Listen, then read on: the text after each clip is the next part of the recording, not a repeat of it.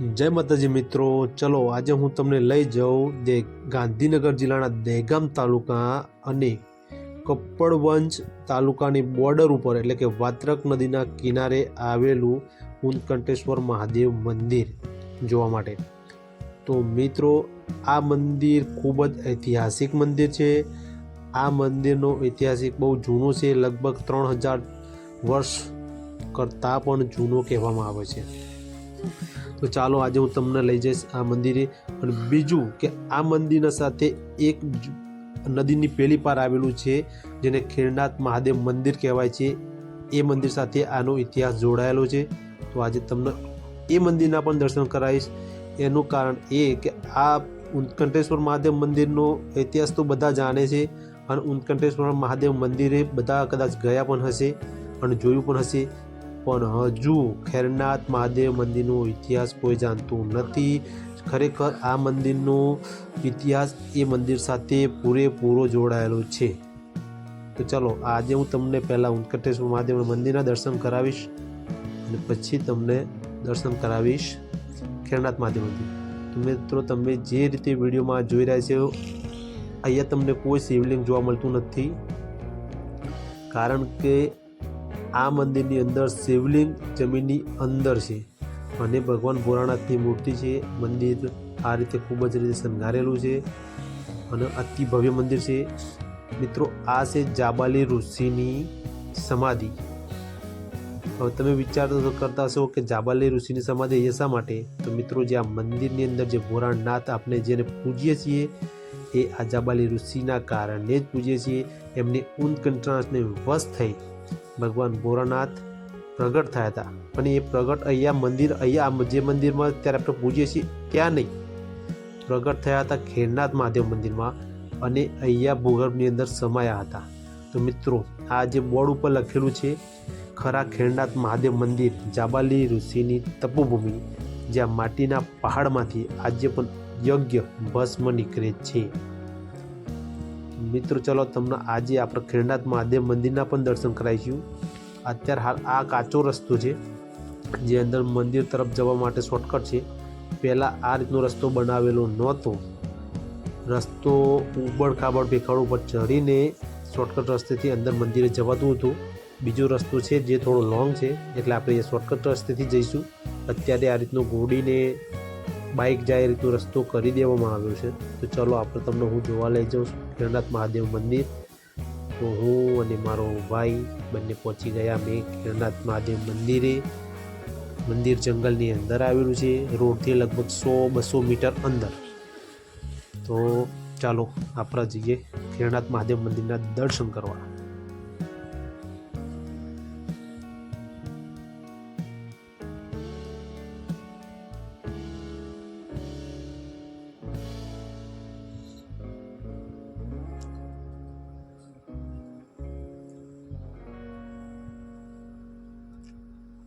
हर भोलेनाथ, जय जय महादेव, हर हर महादेव।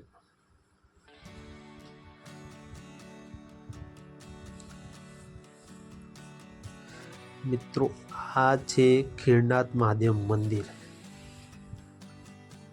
अब आ मंदिर विषे आजूबाजूना गामडाओमां 5% पब्लिक ज जाणे छे के अहींया खैरनाथ महादेव मंदिर आवेलुं छे।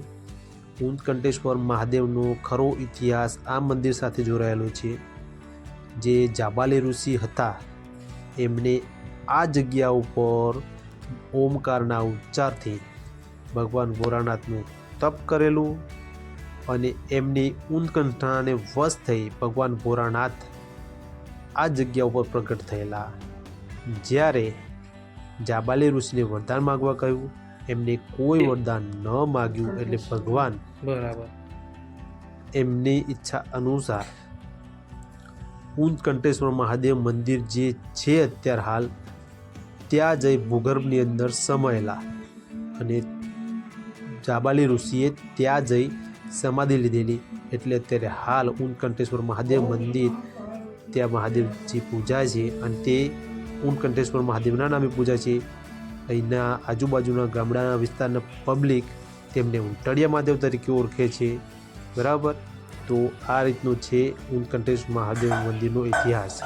અમે ખેરનાથ મહાદેવ મંદિર પહોંચી ત્યાં પૂજારીજી એમને ભગવાન ભોળાનાથની સેવા પૂજા કરાવરાઈ.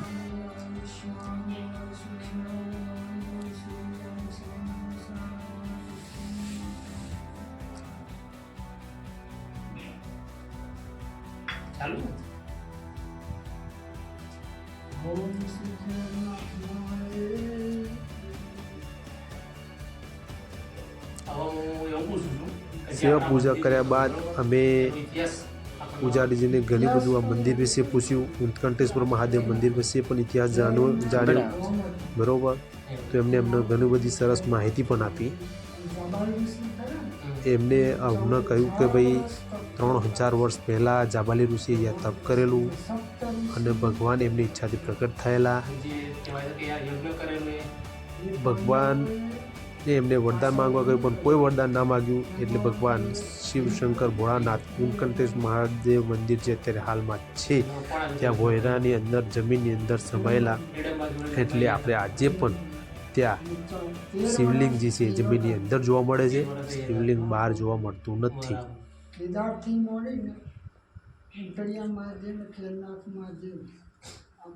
પૂજારીજી જોડે આપણે ઘણી બધી વાતચીત કરી અને ઘણી બધું જાણકારી મેળવી. એમને બીજો એક ઇતિહાસ એ પણ બતાવ્યો કે આ મંદિરની પાછળ જંગલની અંદર ભગવાન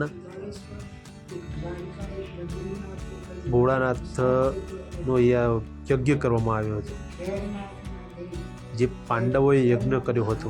અહીંયા આ જે મંદિર આવેલું છે હિડમ્બા વનની અંદર આવેલું છે. હિડમ્બા વન તરીકે આ ઓળખાતું હતું અને ખેર નામનું અહીંયા ગામ હતું, ખેર નામનું ગામ, જેથી અહીંયા મહાદેવ ખેરનાથ મહાદેવ તરીકે ઓળખાય છે. અને પાંડવો પોતાના જે 14 વર્ષનો વનવાસ હતો એ વનવાસમાં વધારે પડતો સમય આ વનની અંદર એમને ગાળેલો અને આ મંદિરની અંદર પાછળ 50 મીટર દૂર યજ્ઞ કરેલો, મહાયજ્ઞ. આ છે અહીંયા આવેલું હનુમાનજીનું મંદિર. અને આ છે ભોયરું. આ ભોયરું અમદાવાદમાં નીકળે છે અને ઊંટકંઠેશ્વર મહાદેવ મંદિરે પણ નીકળે છે એવું વાતો અમે સાંભળી છે, પણ જો કે વાત સાચી છે. મંદિરને અત્યારે હાલ ડબલ જારી લગાવવામાં આવી છે, કારણ કે કોઈ ઝેરી જાનવર અંદર ઘૂસી ના જાય કોઈ, એટલા માટે. ત્યારબાદ જો સામે દેખાય એ ઊંટકંઠેશ્વર મહાદેવ મંદિર છે.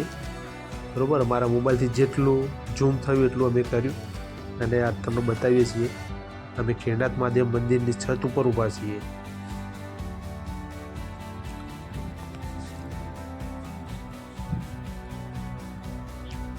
આ છે આજુબાજુનું ફરતી બાજુનું જે જંગલ છે તે. આ જંગલ ચોમાસાની અંદર આ જંગલની અંદર નીકળવું પણ યાર અઘરું પડી જાય, એટલું ઘાટ જંગલ બની જાય છે.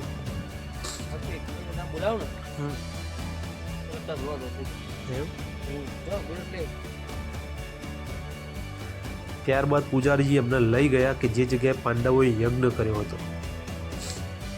જ્યાં પાંડવોએ મહાયજ્ઞ કરેલો.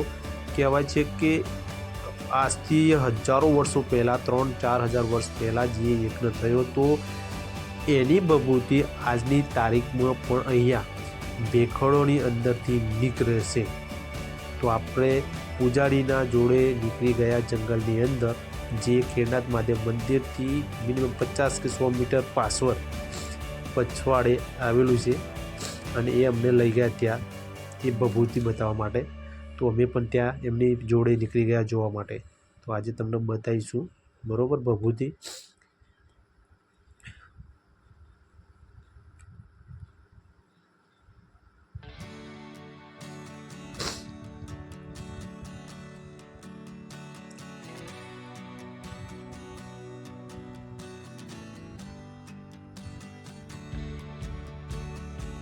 જો આ જે ખાડો દેખાય છે ને તમને, આ ભભૂતિ કાઢીને જ આ ખાડો પડેલો છે.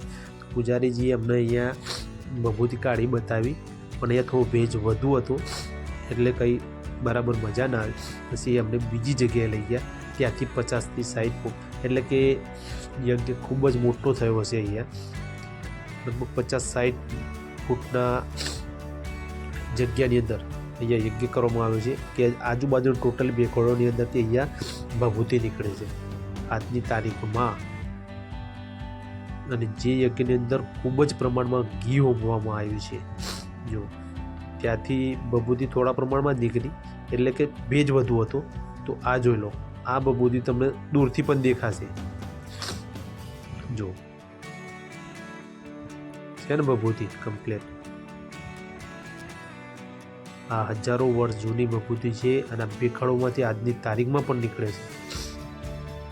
કહેવાય છે કે આ ભભૂતિનું રોજ સવારે નાહી ધોઈ તિલક કરવામાં આવે ને તો તમારા ઘરની અંદર લક્ષ્મી ક્યારેય ના ખૂટે.